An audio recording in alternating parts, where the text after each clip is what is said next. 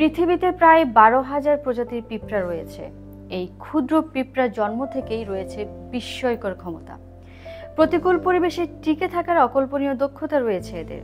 অসাধারণ সাংগঠনিক দক্ষতার মাধ্যমে সাম্রাজ্যের বিস্তৃতিও ঘটায় এরা। পিঁপড়া সবসময় সংঘবদ্ধভাবে বাস করে এবং যে কোনো প্রতিকূল পরিবেশে টিকে থাকার যোগ্যতা রাখে। তাই পিঁপড়া সাম্রাজ্য শুধু অ্যান্টার্কটিকা বাদে সারা পৃথিবীব্যাপী বিস্তৃত। পিঁপড়াদের রানীরা শুধু ডিম দেয়, আর পুরুষ পিঁপড়া রানী পিঁপড়াদের সাথে সঙ্গম করেই মারা যায়। তাই সব কাজ সামলায় রানী পিঁপড়া। এদের কেউ ডিমের যত্ন নেয়, আবার কেউ বা বাসা তৈরি করে। এদেরই একটি অংশ বিপদ আপদের জন্য খাদ্য সংগ্রহের কাজে ব্যস্ত থাকে। পিঁপড়ার মাথায় একজোড়া অ্যান্টেনা আছে, যা দিয়ে গন্ধ শুঁকতে পারে, দিক নির্ণয় করতে পারে এবং গন্ধের তীব্রতা বুঝতে পারে। আছে শক্তিশালী দুটো চোয়ালও। এই চোয়াল এতই শক্তিশালী যে নিজেদের শরীরের চেয়ে 20 থেকে 50 গুণ ওজনের বস্তু টানতে সক্ষম। এই চোয়াল দিয়ে শত্রুকে জখম করতে এবং ডিগবাজি দিয়ে অন্যটা চলেও যেতে পারে।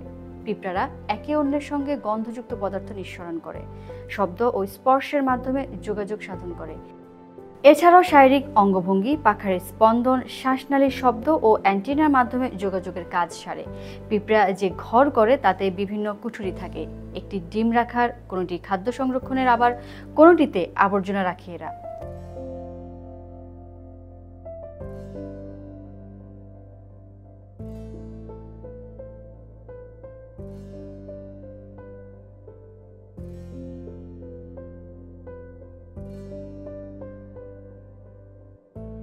কিছু পিঁপড়া বাসা ও ডিম সংরক্ষণের কাজে ব্যস্ত থাকে, আবার কিছু পিঁপড়া ময়লা আবর্জনা সরানোর কাজ করে থাকে।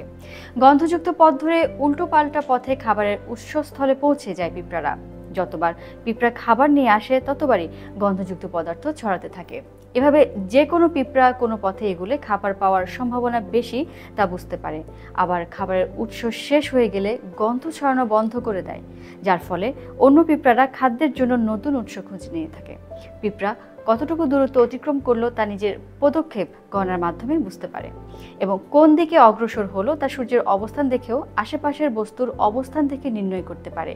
বিপদে পড়লে পিঁপড়া মুখের গ্রন্থি থেকে বিপদ বার্তা পাঠায়। দুটো পাকস্থলী রয়েছে পিঁপড়ার, একটি নিজস্ব, অন্যটি সামাজিক। এই সামাজিক পাকস্থলীর খাবার অন্য পিঁপড়াকে দিয়ে সাহায্য করে থাকে।